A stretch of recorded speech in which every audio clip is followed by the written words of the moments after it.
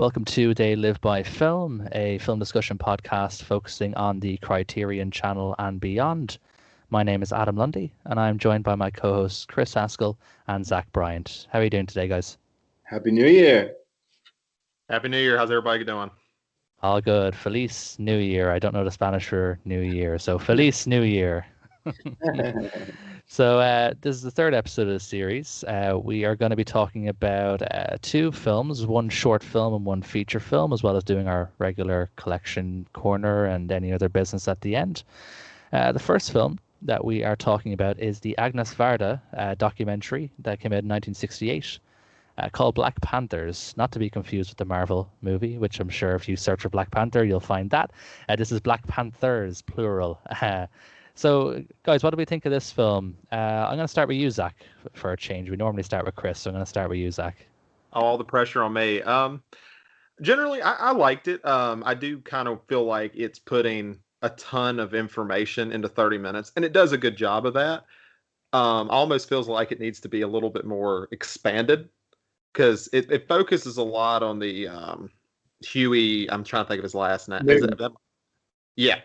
Focus a lot on him, and that stuff's interesting. And as a snapshot, I think it's pretty well put together. I love the editing of the whole thing. It's just one of those things that almost feels like a prototype, and I just wanted a little bit more. But I thought it was really well put together, and I enjoyed the short documentary altogether. It's interesting. Growing up kind of in and out of the U.S., I did a lot of U.S. history when I was here. Mostly here for middle school. I was outside of the country beyond that. But, none of my friends that I spoke to, and I certainly never had any real in-depth discussion of the Black Panther Party growing up, even though it was such a major part of the history. And so to get kind of a unblemished, maybe foreign perspective, kind of like outsiders in perspective, and a little bit more of an objective viewpoint into a super peaceful protest, really, from a highly intellectual group, I thought I loved it. I mean, I don't know what my perception of the Black Panther Party was, but it's certainly more anecdotally, I remember it kind of, I have a vibe of it being a little bit more militant, and that's not really what came across. They were incredibly educated there. They were deep ties into Mao Zedong and a lot of kind of, Eastern sort of philosophy and socialism, and and the equality of the genders that came up in the movie that was so prevalent in the party. I didn't know any of that. So, I agree. I see what you're saying, Zach. I wish it was longer. Totally. I could have watched another hour of that easily. But I just, ironically, in the same way that Marvel's Black Panther is sort of a representation, like a positive cultural representation for young, Black children in America to have a hero represented. I thought it kind of had a similar effect. It was kind of cool to see this highly intellectual, educated group of protesters saying hey, this Huey Newton dude was processed without due process of the law. This isn't right. So yeah, I thought it was great. It was interesting. I'm kind of in the same boat then as you, Chris. I knew of the Black Panthers. I knew that they were like a political movement, but obviously in Ireland, it's not something that we would ever really hear of. In fact, racial issues and racial tensions has never really even been a major problem in Ireland, literally up until this week when we had our own sort of police shooting of an unarmed black man. Well, I say unarmed, he actually did have a knife, but I'm not going to get too much into that because obviously it's still very fresh and there's a lot of conflicting information about what actually went on. But that was a major thing in Ireland this week. So it was kind of intriguing that I watched this just beforehand because obviously, coming from an Irish perspective, I don't want to really talk too much about what's happening in the US because I can't really experience it firsthand. I can't really talk about it firsthand. You see what's in the media. I don't really want to, I don't want to bring conjecture into it, but I found the documentary really interesting. It was something a part of history that I never really knew a whole lot about. I knew the Black Panthers existed, but I didn't know what they were actually about. I didn't realize they were. You say they're not very militant, but they are to a degree. I'm not saying militant from the point where they're trying to cause a coup or anything like that, but they're very. They follow their leaders. They have sort of ranks. They have things that they go through. to be at the top of the sort of Black Panthers. So that was one thing that was really interesting. The gender equality aspect was really interesting, especially this is 1968, so wasn't a whole lot of gender equality at the time. It was a little bit better than in the 50s, but still it wasn't exactly like it is now. So seeing the women in the Black Panthers movement being treated with just as much respect as the men was really, really interesting. They were definitely very forward thinking. I don't agree with absolutely everything they said. There was that guy, I don't know if it ever actually said his name in the documentary, but he was basically listing off all the things the Black Panthers want. Yep. Like there was a couple of things in there I didn't agree with, like the release of every single black man from prison, regardless of if he's committed actually any crimes. That kind of didn't sit with me. That kind of, I thought, that's not really going to help anyone, is it? So I didn't agree with absolutely everything they said, but the whole sort of snapshot of the movement, in I believe it was in San Francisco, Oakland, just across the bay, yeah. So Oakland, where pretty much this part takes place around the Huey Newton incarceration. I found it interesting in a degree because it was cool to see a snapshot of the era, what was going on.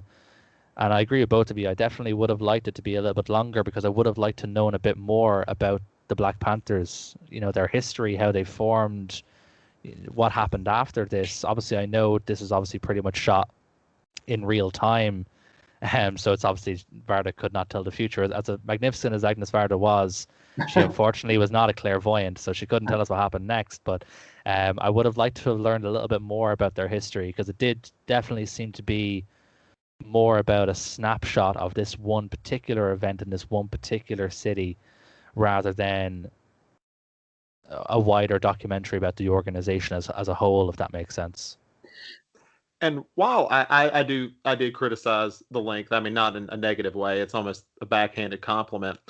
One thing you kind of touched on a little bit, Adam, was the narrative of media, of news and stuff. And I think the reason these type of films, even these short documentaries or longer documentaries, are so fascinating is they almost have a different objective, I guess is the word to use, than something like even media back in 1968. Vietnam War at the time. There's a lot of criticism of the media and how things were handled. Even today, the same sort of thing happens. A lot of criticism of the media, how things are handled, and it's kind of when I watched it, does kind of give this reminder of how important these short documentaries, these longer documentaries are, which is in a way its own irony that something that's supposed to be pushing a narrative, or not pushing a narrative, but having a narrative structure, almost can seem a little bit more beneficial than something in a more media sense, that of the mainstream media, of the news and stuff like that. Yeah, speaking of that, I'm kind of curious. Adam, tell me if this is an off-topic thing here. I hope it's not. But I was living in England. I remember in the early '90s, and the way that the IRA was portrayed, I felt like, looking back on it now, I felt like might have been unfair because the media was obviously pretty heavily biased in one direction in that sort of debate between Northern Ireland and Ireland. Do you see any similarities in some of the racial movements here, and maybe some of the stuff that's going on in Ireland more politically and kind of, I don't know, religiously? I know that was at least religious on the surface, but I'm sure that wasn't all of it. Yes and no. It's kind of interesting you bring this up because in college at the moment I'm studying W.B. Yeats, who was he was obviously an Irish poet for those who don't know, but he was very much a guy who supported nationalism, and his poetry stirred nationalism, and then he kind of regretted it afterwards after seeing what happened because of his nationalism. So it's interesting. I was just reading up about this earlier today. Like, yes and no with the IRA, because at the end of the day, the IRA were terrorists. I wasn't shown in the documentary, and I didn't see anything in my reading about the Black Panthers going up and blowing up stuff or murdering innocents. The IRA at the end of the day were terrorists. They obviously started with a righteous cause of Irish independence and getting a united Ireland, seceding from the North. I say seceding from the North, but not in the American sense. I mean getting rid of Northern Ireland and having a united island of Ireland. Yeah. obviously it started as a very righteous cause, and then it just descended into just blatant terrorism. So I don't think any level-headed person in Ireland today will look kindly on the IRA. If they are, you're talking about essentially a very, very nationalist, very republicanized person. But no level-headed person in Ireland today is going to say the IRA, they were a great bunch of lads, because they weren't. They were especially at the start. Yes, maybe they were fighting for a good cause, but after from the Irish Civil War onwards, no, they were just terrorists. It's interesting. A lot of these movements kind of happen they start with the youth, right? Like and I need to be really careful here because I already said it, my ignorance towards the Black Panther Party, but like I just finished watching Hamilton, and like I didn't realize, as I was kind of digging into the history of the U.S., like I didn't realize a lot of the people in the Constitutional Convention were like early teens, like teenagers and early teens, and like it was like a young group of kids that led a lot of what America was kind of founded on. And I think like when just going through different revolutions that I've been a part of, like I was living in Indonesia in 1998, and there was a big like upheaval of the government. We had 5 hours to evacuate the country because they were targeting Americans. Like there was this big sort of revolution, and like that was from the youth as well. And I just feel like there's this kind of excitement and passion that comes from the youth in a lot of these movements. And that's one thing I felt like was fun about the documentary for me, was like there was this discussion about the natural hair movement. They kept talking about natural hair, Yeah. and it was like redefining beauty for Black American women, and that's awesome. Like, why not? Like why not be proud? Like the hair was amazing. Like when they had the afros like combed out, it was beautiful. And like anyways, like just stuff like that. That it's probably like I imagine in the moment you get sucked into that, and it's just really fun to be a part of those movements. Yeah, I love that segment with where they were talking about the naturalized hair. That was great. I love that entire segment. Like I said, like to try and not sort of set themselves by the standards of white people, to Yeah. instead of like putting their hairs in braids or straightening hair or wearing wigs or whatever, just go natural, and go at what comes natural to you as a in your race and to your people, and let that be the standard of beauty that you set yourself up to. Redefine the standard of beauty that you set yourself to. Yeah. So that was definitely a cool segment. In terms of like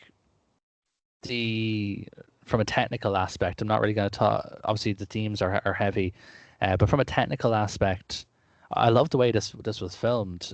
I don't really know too much about the technical aspect of what kind of camera they was used or what kind of film there was, but just the grain of the film and the colors, it looked really, really nice to look at. I don't know if you guys. It had to be 16 mil. I don't know if it Yeah. said it or not, but it had to be a 16 mil camera. I suppose even from the mobility aspect, is obviously they were pretty much out in parks and on streets and stuff. That would make sense. But yeah, the film just had this look that I really, really, I just loved looking at it. Even though the themes obviously were very important, I'm sure a lot of people get sucked into that. I loved looking at the film. I thought it looked really, really great, even for a documentary, which obviously you don't normally talk about.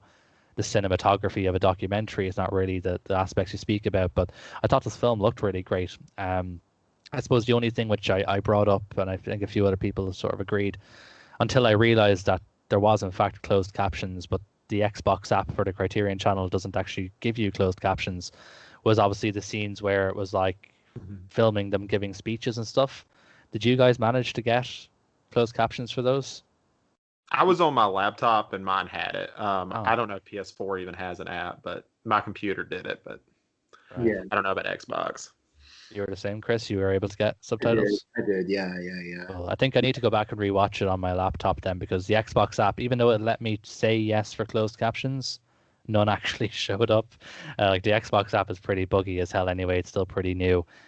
So I'll give them the benefit of the doubt. But I think I need to go rewatch it. Just those speeches they had, even though I couldn't really tell what they were saying because of the recording quality, the passion, with what they were saying, I really want to know what they were talking about, because I feel like it's just from the way they're speaking, it's important.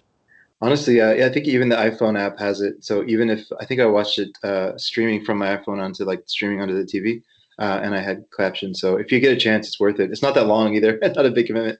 Well, Uh, that's the thing, it's one of those films that I can just easily go back and rewatch. I thought you were going to say you watched it on your phone, and I was afraid of like David Lynch just going I to was pop it just behind about you. to say that. the ghost of David, well, not the ghost, he's still alive, but whatever. The spirit of David Lynch just The comes through spirit- your window and just kills you for watching it exactly. on your telephone, as he would say. um, I, I do have a question for y'all. How familiar are y'all with Varda going into this, or how familiar were you going into this? Zero. Yeah, me too. Okay. Oh, really? Neither of you had ever seen a Varda film? Nope. Mm-mm. Oh, that's super. I've only seen two now, so I'm already a master compared to you Yeah, guys. you're an expert. But no, I've seen two of her features. This is my first Varda documentary, but I've seen two of her features. Cleo from 5 to 7, which I watched a few years ago and thought was really fun. Even though the themes are a little bit dark, but the film itself is made really fun. It's your typical sort of French New Wave kind of film. And then I talked about it, I think, on the first episode of the podcast, La Bonheur.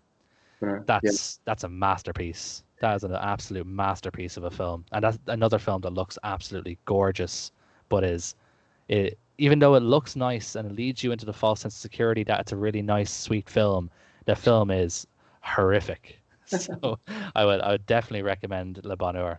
I wonder if Mike Lee was influenced by her, because that's a lot of the ways that people describe a Mike Lee film, right?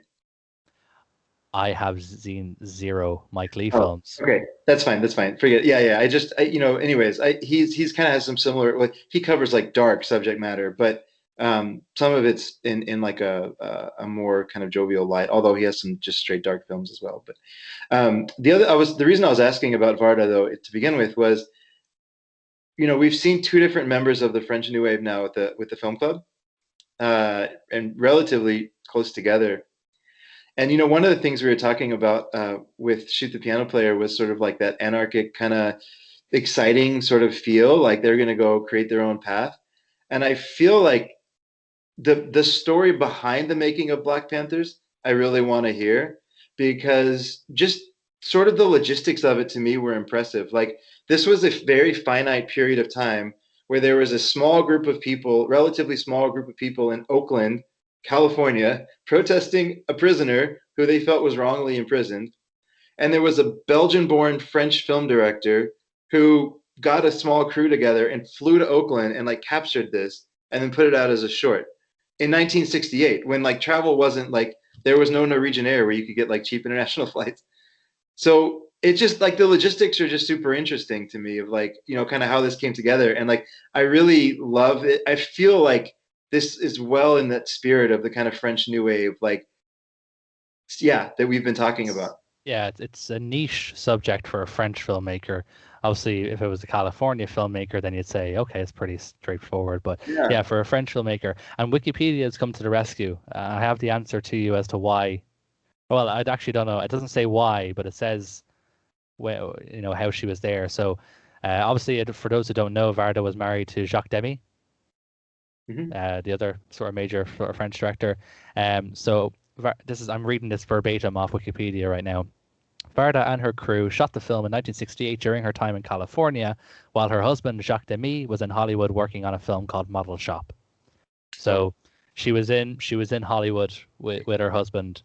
So I assume she heard about it while she was there, and then said, "We got to go catch a flight up to Oakland and film about this because it sounds great." Even if like again, it doesn't go into too much detail, so she may have already known about it. But even if that's the case, having that DIY guerrilla sort of tactic and the idea to go and do this off the cuff, if that is the case, even that in itself is fantastic. So I think either way you spin this story, it's still good on Varda to actually have made this film, because whether she knew about it prior and said, oh well, Jacques is going to Hollywood, I might as well go there too, and get up to Oakland to film about this, or when she heard about while she was there and said, I got to go and film this now. Either way, I think it's a great story about how it was made.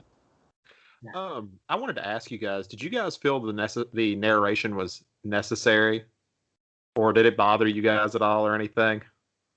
It didn't bother me. It was just kind of weird. Yeah, it just I guess bother might be the wrong word. It's kind of flat, and I'm not even sure if what was narrated is 100% necessary. I feel like it could have been conveyed another way. Yeah. and just got rid of it altogether. I was just curious. 'Cause that's one of the things I noticed when I was watching it. I'm guessing she's the one who narrated it. That would be my guess. I don't know what she sounds like, and I didn't pay attention to the credits. Yeah, actually, I don't know. Let me have a look actually if it says who narrated it. I didn't actually even think to me the person sounded kind of American though. Maybe I'm Yeah, misremembering it. So maybe it wasn't Varda. But yeah, I, I did it. It was definitely flat. It wasn't like this wasn't a David Attenborough yeah. voiceover work. You know, it was definitely flat. And you know what they were saying was it was essentially pretty bare bones. I'm thinking maybe it was made for French audiences or European audiences, and Yeah. maybe the voiceover is necessary for the subtitles. Right. Yeah, I could see that. Maybe I Give more that's context. yeah, just to give it a bit more of context. Well, I'm glad that there was context because some of it did actually help me a bit. I'm just trying to see if I can find Yeah. out I'm on the who nar IMDb page now. I don't see any talk about a narrator. No? At least Yeah. not quickly. So I'm sure we could dig in with a little bit more research. But anyways, Yeah, I agree. It was definitely the film could have done with either a different narrator or not a narrator at all. But again, I don't think it hurts it too much. I'm not going to take away too many marks. yeah, I'm same. I guess it didn't bug me too much, but it's an interesting question though. If I'll probably watch it again just out of curiosity now. So I'll see. I'll pay attention to that. Yeah, when I do my rewatch, when I can actually hear what the guys are talking about on stage, Understand it and everything. Yeah. yeah, I'll try and figure out what's going on if there is a narrator credited at all. Okay, so welcome back to the third week of Collection Corner.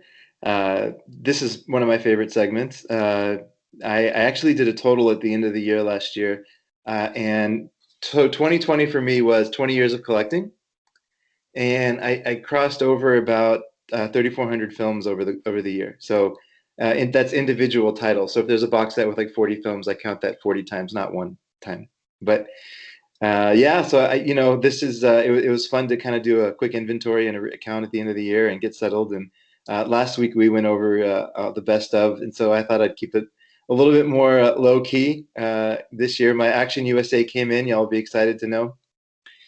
And Vinegar Syndrome's website is back up online now, and so the January pre-order was up, and it was a weird feeling to not have to do anything as a subscriber.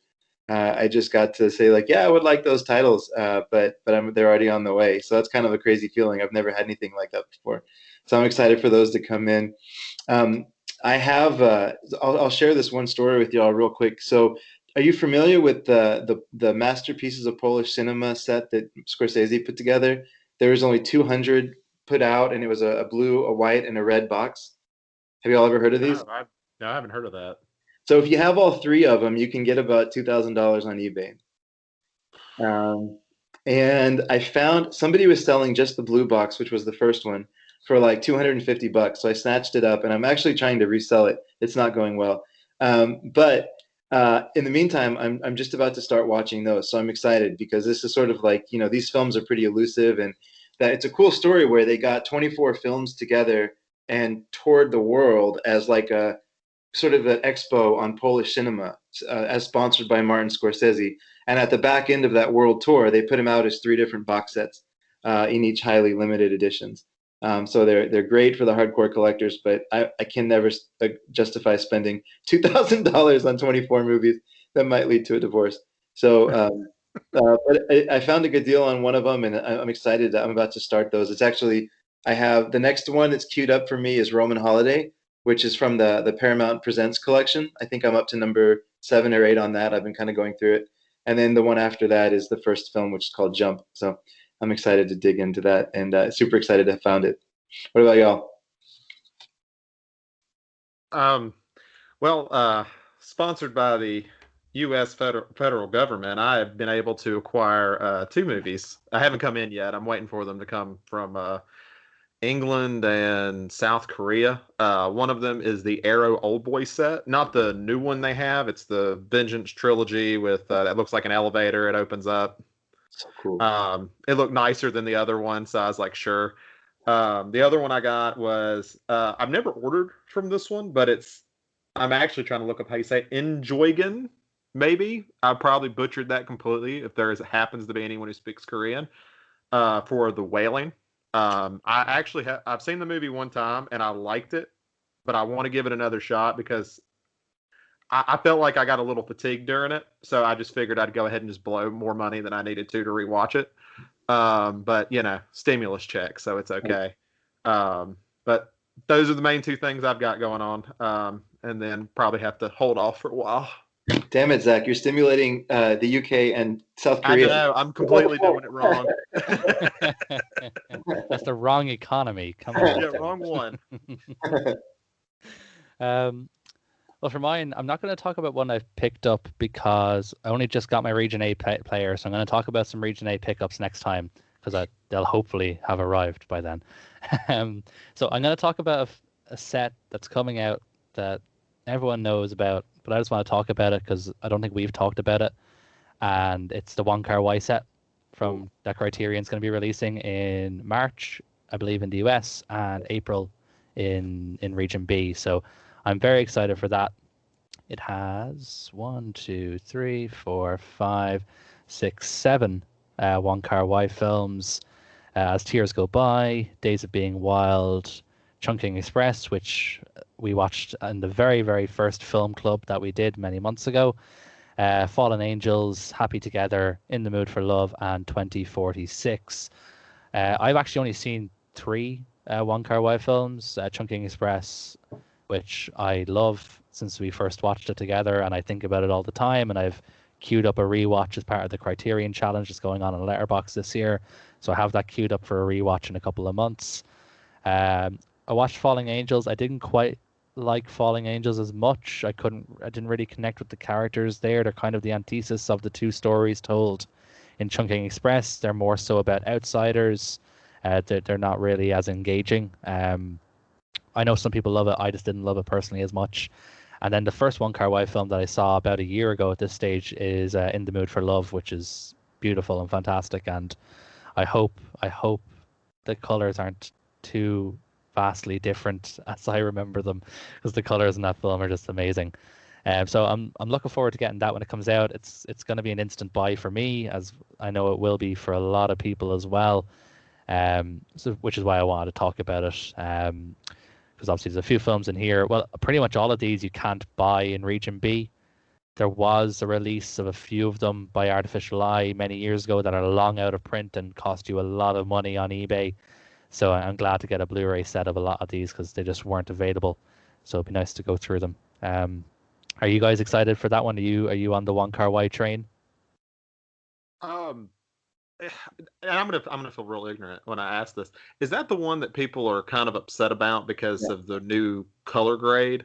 Yes. Is the one? Okay. I don't know a whole. Yes. I've seen people kind of talk about it.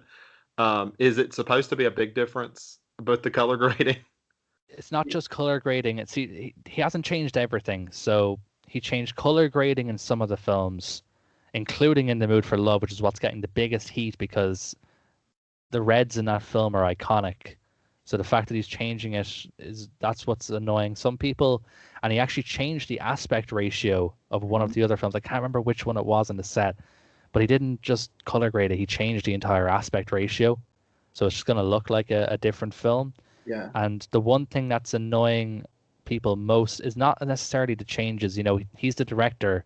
If he wants to go in and change something, if he's not happy with it, it's his art. He has the right to do that.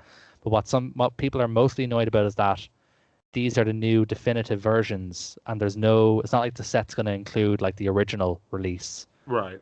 So, for example, like Chungking Express, if he makes a major change to Chungking Express, unless you want to drop a bomb on eBay to get the out of print Criterion, you're never gonna see that version again, because this isn't confirmed, but we're assuming that once this gets released, the versions that are on even the Criterion channel will also get updated along with it, which tends to happen with these sets when they get released.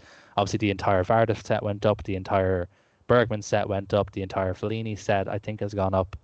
So we assume that all the ones that are on the channel from Wong Kar-wai will also get updated with the stuff that's in the set as well. So I think that's annoying people more. Yeah, people are giving out about the color grading because they don't want their precious movie changed when they don't actually own it. It's Wong Kar-wai's film. He has the right to do what he wants. It's just the fact that they're going to be losing the original version is what's upsetting most people about it. Yeah, I guess you could argue that's kind of against the idea of preservation and the idea of, Yeah. yes, if you want to go into death of the author, that once they release it, they no longer have ownership of it, which that's a huge debate anyway. But yeah, I can kind of see that. Now, I'm not 100. The only one I've seen is Chungking, and I love that one. I love it a lot. I need to check out his other stuff, but I've just heard a lot of. I haven't looked too much into it just because I've seen all the backlash from it in the last month. Yeah, there has been a lot of noise, which to be fair, and I think it's only because the set was so anticipated. Mm-hmm. Like it's been the most wanted set for years now at this stage, especially because with films going out of print from the original releases, people just wanted to have this set so they can own them. eBay prices, yeah, exactly. Yeah, exactly. So I think I don't know. I think people are kind of a bit bitter about it now, seeing the changes. I personally, I'm still going to buy it. I'm still going to like it. It doesn't really bother me too much. I definitely see what you mean. As in, once you release something to the world, do you really own it? It's definitely a big debate. I personally don't mind him going in and changing stuff. If directors didn't change stuff, we would never have the final cut of Blade Runner. Right. So, I don't mind directors going in and maybe tweaking things if they're not happy with the end product. If they couldn't, make a change. If they couldn't do it at the time for whatever reason, and it's not their original vision, just because it became iconic, doesn't mean that the director's original vision may have changed. They might want to actually make it how they originally envisioned the film, but they couldn't do it for whatever constraints. Yeah, so real quick, I did pre-order it actually from Criterion directly, so I'm very excited about it. And I've probably seen 6 or 7 Wong Kar-wai films. I don't actually know how many features he directed, but it's not that many more than that. Yeah, I think it's missing maybe 3. I don't know for sure. I know one of them called The Grand Master is not in there. His American film Blueberry Nights, I think it's called, is not in there. I think maybe 1 or 2 more are missing. It seems as though this is just the ones that Criterion had originally released as single discs. Right. And they basically put it into a set rather than any sort of films they've never released before. I could be wrong. I'm not the expert, but from what I can tell, that's what it is essentially. Yeah. I'm curious on this idea of preservation really quick before we jump into the next segment. Have y'all seen the director's cut of Godfather 3? Have either of y'all seen that yet? I own it and I haven't watched it yet. Oh, okay. I need to. I'm curious to watch that now because it's the supposed to be catchphrase. Hmm? That's the collector's catchphrase. I own it, but I haven't seen it yet. But I'm curious about it. The only thing that I'm kind of worried about is, and I don't blame Sofia Coppola as much as a lot of people do, because I mean she was put in a bad situation, but you just can't fix that. Even with the new edit, you can't fix that. So I'm hoping it's a big upgrade, but I just don't think it's ever going to still reach 1 or 2. All right, and now we're going to talk about Sergio Leone's Once Upon a Time in the West. To start this one, let's do Adam. Damn. No, this film's great. It's a really, really great film. I'm always worried when I watch films or I decide to watch a film of this stature, because you're always afraid, it's never going to live up to the hype. And a lot of the time I watch these kind of films and they don't live up to the hype. There's been a very few that have, and this one does live up to the hype. I do definitely think it deserves to be called a masterpiece. I don't think it's perfect, and I'll get into that. There's a few little things that kind of didn't really sit right with me in terms of some of the pacing, which for the most part is impeccable, and some of the story, which for the most part is kind of cool. But the film, in terms of its technical aspects and how it was constructed, is an absolute marvel. The set design, the cinematography, the editing, everything is just ridiculous. Some of the sets in this film, they must have been meticulously built and constructed, to give the Old West setting. So I loved it. It's not quite a 10 out of 10 for me, but I did love it. And yeah, I think Chris, you probably love this film. This seems like the kind of film that you'd love. Yeah, I mean, I know that Zach, we're a little bit on the opposite ends here. So, do you want to hear a positive or a negative view first? How do y'all want to go? Yeah, no, I definitely want to hear the positives, and then I want to hear Zach's negatives, and then I want to be able to agree with Zach, but then also kind of go back on it a bit. So, I promise I'm gonna tie this right back into the movie. But here in the U.S., college football is really big, right? For in a lot of, especially kind of in the South, and maybe even NFL is really big football here. And like the coaches get a lot of credit, right? But really, like for these teams to win, it's the assistant coaches and the team around the head coach that's able to like develop a winning team, right? Like the coach is kind of the one putting the pieces together and like designing the team that's going to win. And that's how I felt about Once Upon a Time in the West. So like, just so y'all know, if y'all ever want to try to date me or court me, this is the kind of movie that I want to have on a movie night together. Uh, like I'm in, and like this is it's the perfect blend for me of like sort of the campiness of a spaghetti western, but with the masterclass of like technical back end that makes it story work on like multiple levels. Like just if you think about written by story by Dario Argento, Bernardo Bertolucci, and then Sergio Leone, and then directed by Sergio Leone, cinematography by Tonino Della Conte, and then Ennio Morricone doing the sound. Like the all-star cast that was together, like can you just imagine being in the room as they were discussing this movie?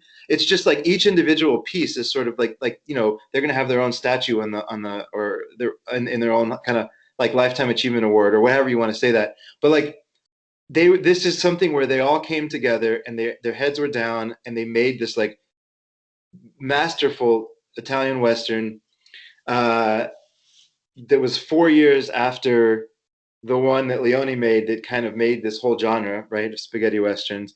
And this one had the backing of the U.S. The Paramount Pictures came in and like gave them some extra money to do it.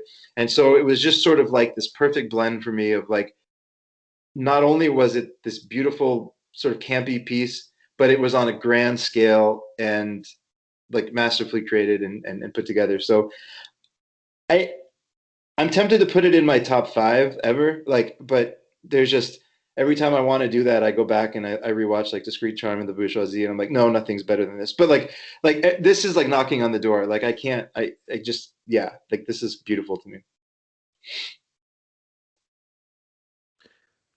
All right, I guess I get to be the bad guy here. No, Yeah, I do want to note before I get started, I absolutely do enjoy this movie. My criticisms mostly come from loving about everything Sergio Leone's even done. I mean, I'm the type of guy that still watches Colossus of Rhodes, and that movie's not good, but I still watch it just because I think Sergio Leone is such a talented director.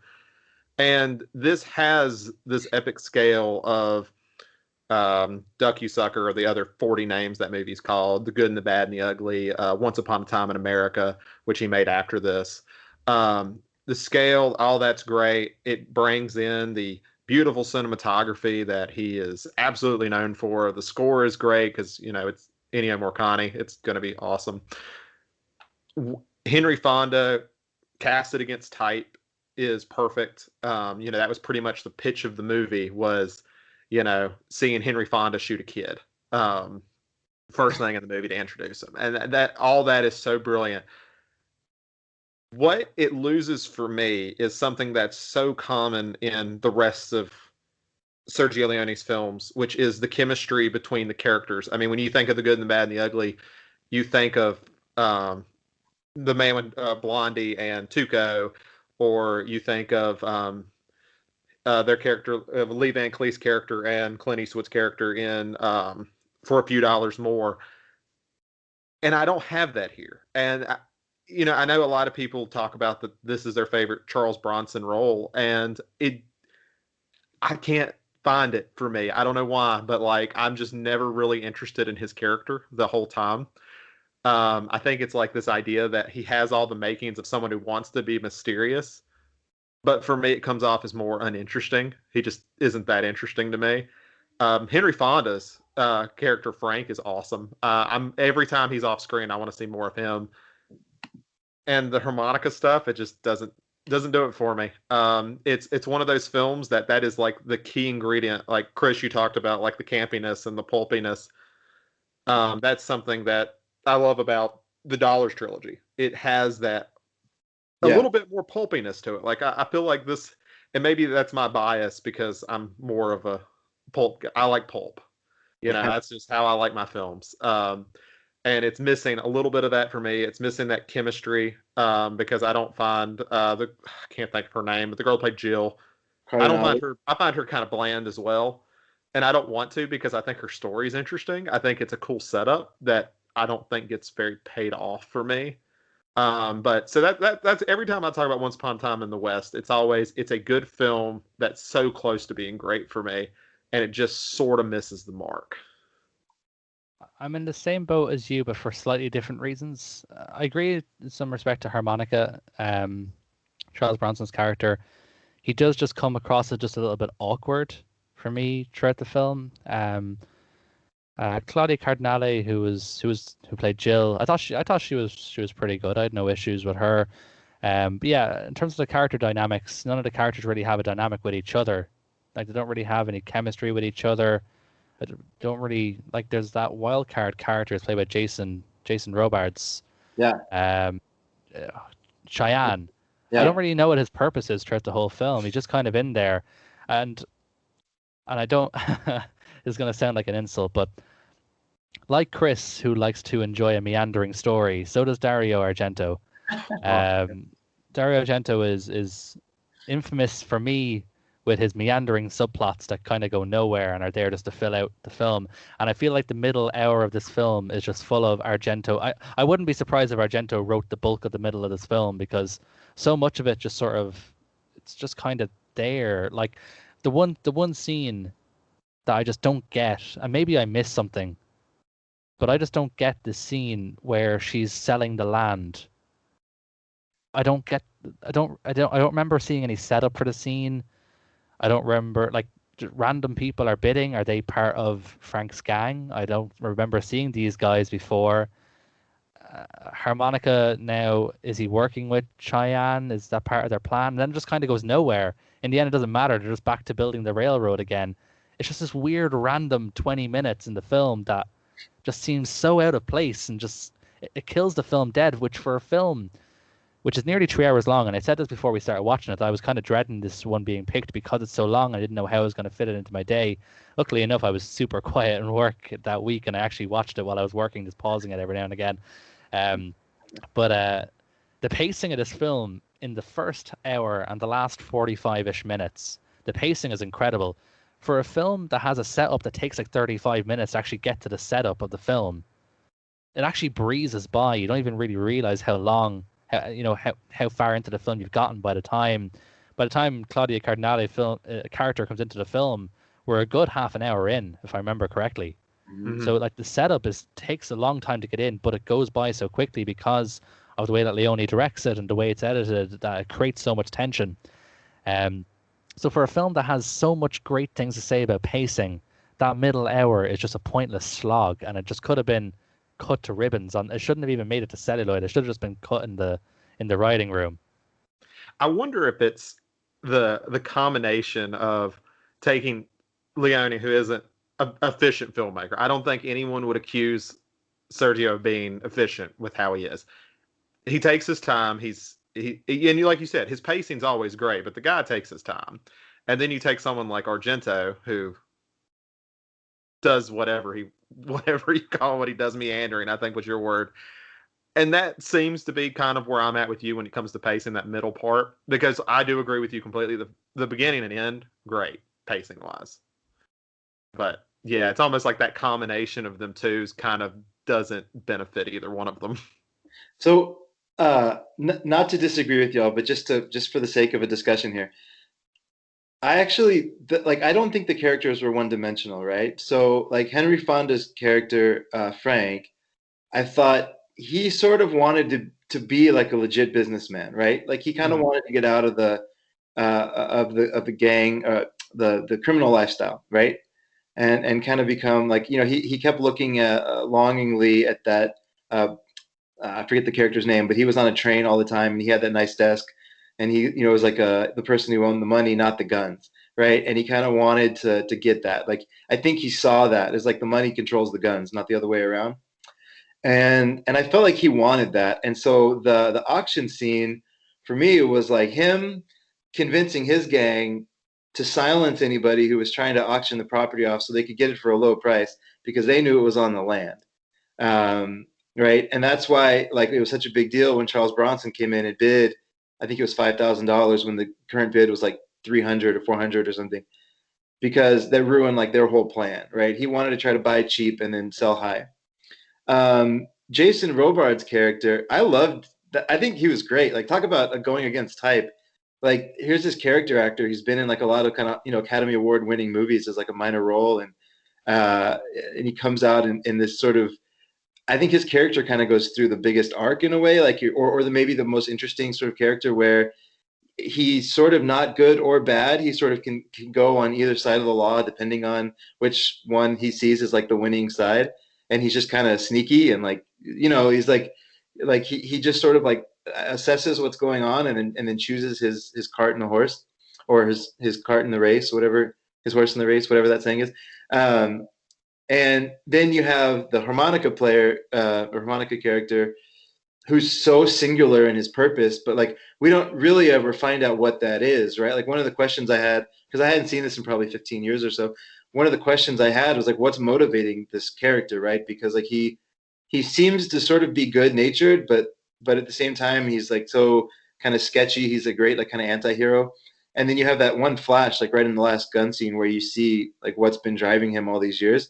And maybe it's not perfect writing, like they don't really explain it beyond that, like why now, like why is he just coming up with Frank now, like whatever. So it's not perfect writing, but like yeah, like you have these three characters that are sort of motivated very distinctly. And for me, like the story, the way that it kind of meandered through that, and the pacing never really felt slow, because it was like you have these three arcs that were happening at the same time. And even when everything is silent, like I'm thinking of the scene where Claudia Cardinale is driving towards the ranch before she finds out that her family's dead, and she stops in that saloon, and that's the first time that she kind of meets Frank, like in that saloon. There's so much silence in that scene, like deafening silence in that scene, right? But the suspense is kept so high because of like the sound effects and the way that the angles are shot, and like the eyebrows, like the focus on the eyebrows of people that are watching.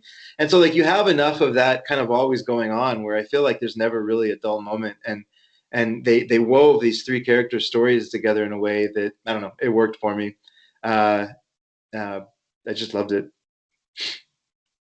I'm not gonna fight you on your point, because obviously everyone's entitled to it. I'm just gonna talk about something that you brought up there towards the end, which I spoke to you briefly about, and that's the sound design in this film, which is another thing. Obviously, we're going to talk about Morricone's score. His score is amazing. It jumps between so many different genres. It's really, really, like, I always thought that Morricone did his best work in giallo movies. I always loved his giallo scores, but I think this one is probably now my favorite. But the sound design in this film is incredible. In that sort of opening scene where Frank's gang kill the family, the deafening silence when I think the grasshoppers or locusts or whatever, when they stop, and it's just this deafening silence before the gunshots start, is just incredible sound design. It was, Yeah. It's the one time silence really affected me in a film, because it was just, because you were, in this scene, you were just hearing, those sort of natural sounds, just in the background. They were just ingrained into the scene. As soon as they stop, it's just like, it just builds so much tension. And this film did a really good job of building tension through its sound design, which is really integral when you're building a tense scene, especially mostly horror fans will know this, how integral sound is to building tension. But this film did a really, really good job of building tension through its sound design as well. Well, one thing I'm happy to hear, because I know you haven't like watched a ton of spaghetti westerns. I think before we talked, you watched the Dollars trilogy. Mm-hmm. So one thing that I know bothers a lot of people is the gun sounds, because they're a little, I don't know if hokey is the right word, but they're a lot of pew pew, and it bothers a lot of people. But I'm glad to hear it didn't, because I've watched them my whole life, so I don't even think about it anymore. But I know for a lot of people, it like instantly sets them off. I don't really know what a gun sounds like in real life, because we don't have guns in Ireland, so That probably helps as well. I only know movie guns, so This is unrelated, but if you want a good Morricone score, go for The Mission. And strangely, his score for The Exorcist 2 is fantastic. It's the only good part of that movie. Nice. Cannot say I've seen Exorcist 2. Just find the soundtrack. You don't need to watch it. Cool. So do we have any other points on this film then? Are we happy to... This is a minor one, I guess, but I thought it was kind of interesting. Have you all ever heard of a film called Contamination? It's not a Leone film.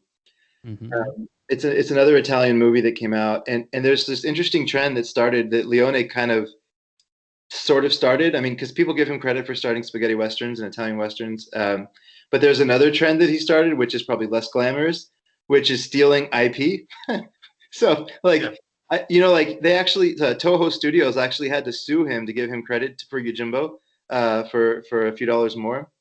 And it's this interesting trend in Italian cinema. So Contamination is a loose but very close ripoff of Alien. And it's a fantastic campy film. But there's a big history of Italian filmmakers and studios sort of just basically taking good stories that were successful in other countries and remaking them in Italy. And Leone was one of the first ones to do that. And it's an interesting, part of history here that he doesn't get enough credit for. Well, it's kind of like Zombie, which I guess it used to be called Zombie 2, Flesh Eaters or whatever, but it's pretty much supposed to be a indirect sequel to Dawn of the Dead, like unofficially. Those crafty Italians. Well, if there's nothing else, I just thought it'd be interesting to chat about the year 1968. So if you can imagine, like, Agnes Varda is filming in California, or with her husband who's filming a movie, and decides to take a crew away to go film Black Panthers. In Spain, there's this random crew with money from Paramount filming an Italian-produced movie of Once Upon a Time in the West.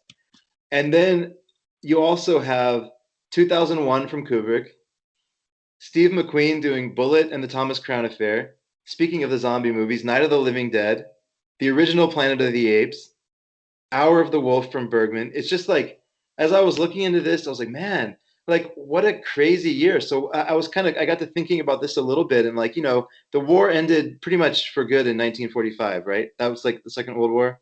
Yeah, 45. 45. So we're like 23 years after that. So a lot of people that were either born or like really young as the war ended, and like the whole world was just sort of, or at least Europe and the US was kind of, impoverished for a while and just sort of licking their wounds for a while. And you have this generation coming out of that, and just like this creative explosion. I think it's awesome. I really love, like, this connection, and it's kind of a fun theme between the two movies here. Yeah, well, what jumps out to me from that list is it's really a poster for the diversity of cinema and how different films can be as an art form.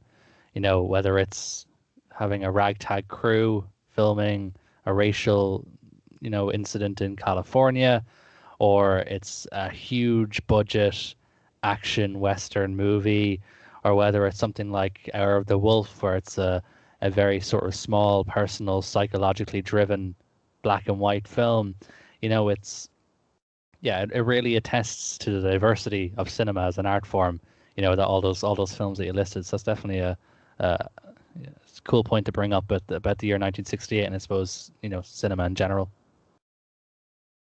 Yeah, I love it. And anyways, yeah. So that was all I really had to say on it. It just really struck me that you couldn't find two more different films, and yet they're so excellent. So now we lead out with any other business. It's just a section at the end where we just talk about something that we've watched, a film, not necessarily even Criterion related, that we enjoyed and we want to just give a shout out to. I'm going to buck the trend this week. And I'm not going to actually talk about a film I watched, but instead I'm going to talk about a book about film, which I think is absolutely fantastic. I got the book for Christmas. My girlfriend got it for me. It's called The Story of Film. By a Northern Irish guy called Mark Cousins, who's a film historian and a director. You might be familiar with the name The Story of Film because there was a limited documentary series made after the book was released. It's basically like a documentary of the book, which is called Story of Film and Odyssey, which is loads of places online. You can find it really easily if you want to watch it. But the book is really, really great.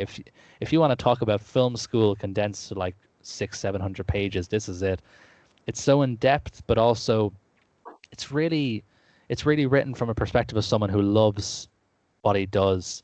It's not overly technical. It's not overly complicated. Anyone can really read this book and learn from it. But at the same time, it's not stuff's not going to go over your head when you're reading it. Mark Cousins really does love cinema as an art form and loves the story that it tells, not just in the films themselves, but the story of film and how it develops and how each filmmaker and movement is sort of influenced by the previous one. Like, to really give a sense of how in depth this book is, I've been reading it in the evenings before I go to bed, and I've just surpassed page 100, and we've only now just gotten to German Expressionism. So this is how in depth the book is in terms of its history, but it does jump around quite a bit. So like in the previous chapter where it was talking about silent comedies, and we were talking about Safety Last, which is a film that I watched this week and I thought was hilarious.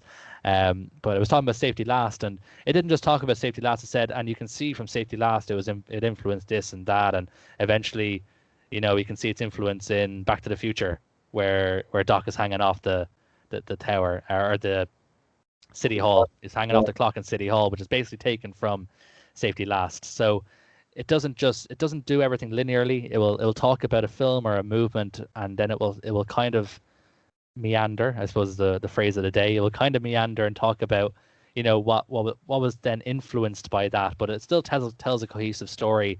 There was a new edition of it released just in October, which was an updated edition, because I believe the original was written nearly 10 years ago.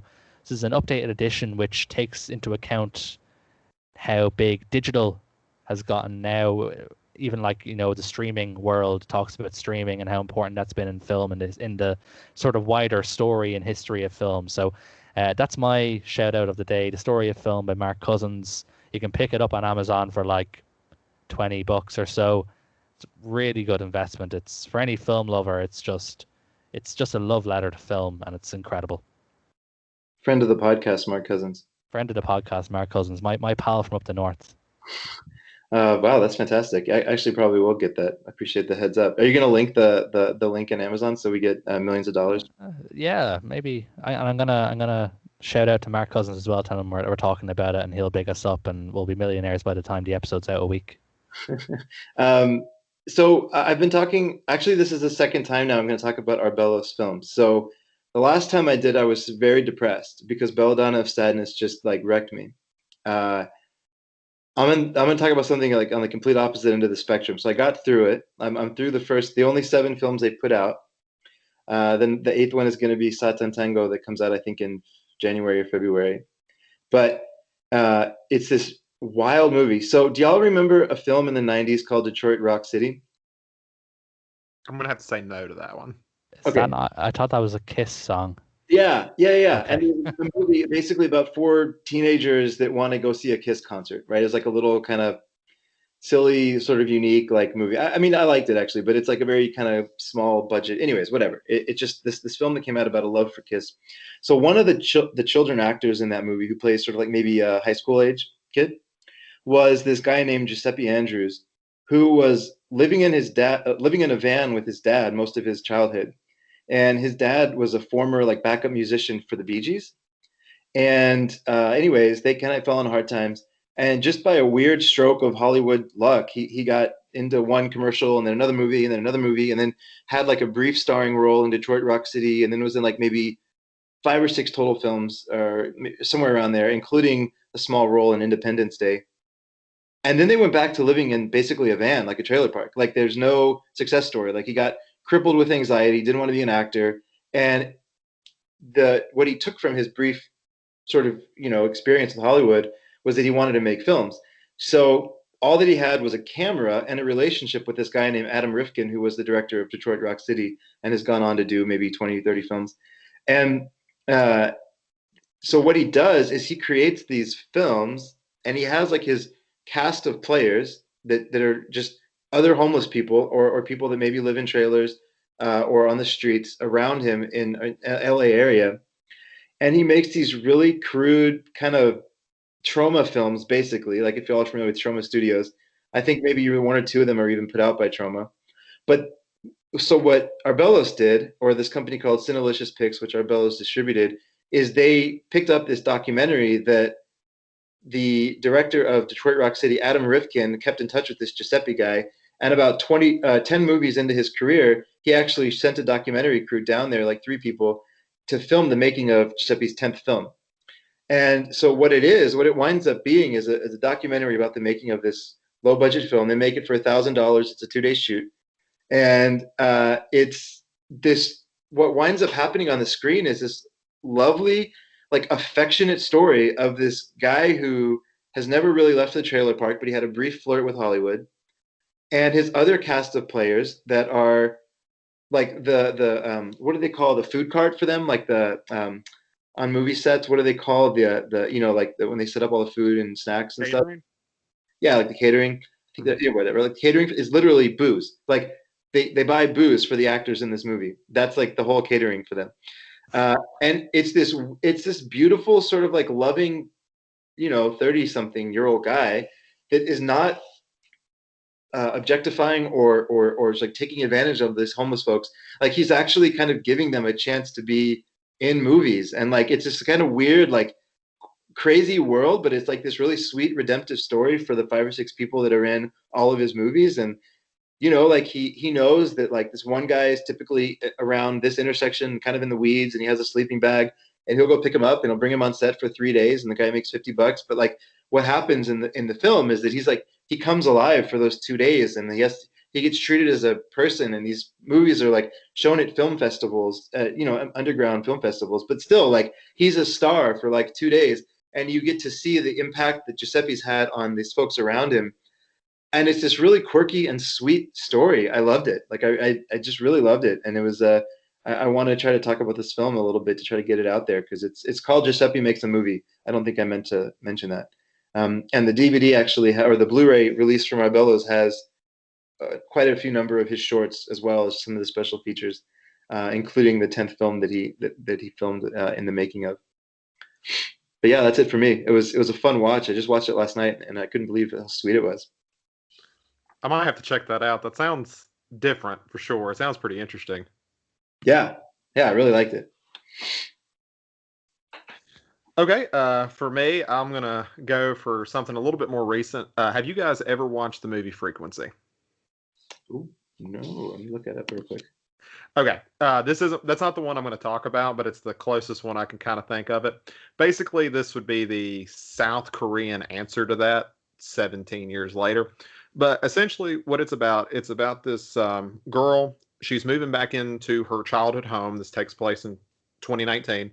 Her father passed away when she was a kid, and her mother currently has cancer. So she's moving back there, and she keeps getting these like weird phone calls about this girl who sounds like she's being abused. She's asking for help. And she finally asks her what her address is, and it turns out it's the exact same address that she's currently living in.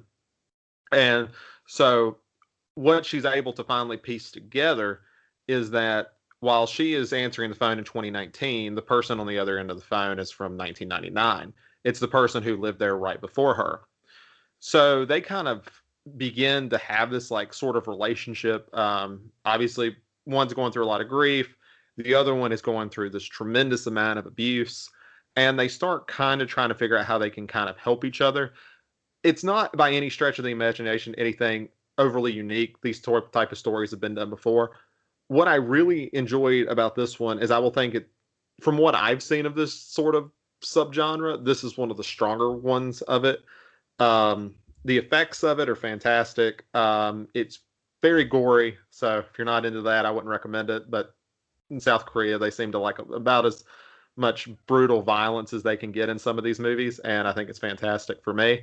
But it takes a lot of different twists and turns. I will say, if I have like one slight criticism with it, don't think about it too hard, or you'll kind of break the movie. It's a little bit more of a fun time. This isn't like high-end art cinema, but I think it's a lot of fun. And it's called The Call. There's 2 movie's called The Call in 2020. So this is the one that's in South Korea, not the one that was made in the U.S.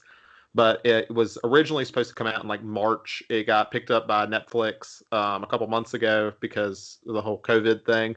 But I think because of that, it didn't get the theatrical stuff it was supposed to internationally. And I think it kind of got lost in the shuffle with everything coming out the end of the year, especially on Netflix with like Mank and a couple other things. So that's my recommendation. If you want some kind of cool sci-fi horror fantasy sort of thing, it's a pretty good time.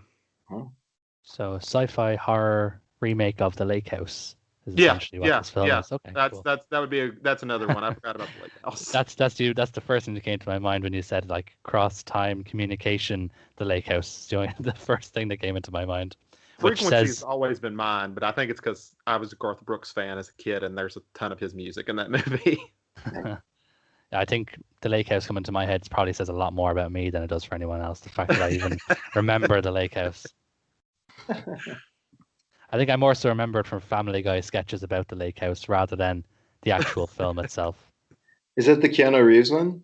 Yeah, Keanu Reeves and Sandra Bullock, I believe. It's either Sandra Bullock or Hilary Swank. I always mix them up. It's one of those two. If it's not whichever one it's not, I think he played in with the other one in like Walk Among the Clouds. So I think he's played with both of them, but I don't know which one's which. Sandra Bullock for that one. Yeah. It's early 2000s. Come on. That's like saying, we could do a 6 degrees of, like everyone says 6 degrees of Kevin Bacon. You could definitely do a 6 degrees of Sandra Bullock easily. Yeah. She's been in so much stuff with so much people. It's not hard. That's so true. I could probably do 6 degrees myself with Sandra Bullock.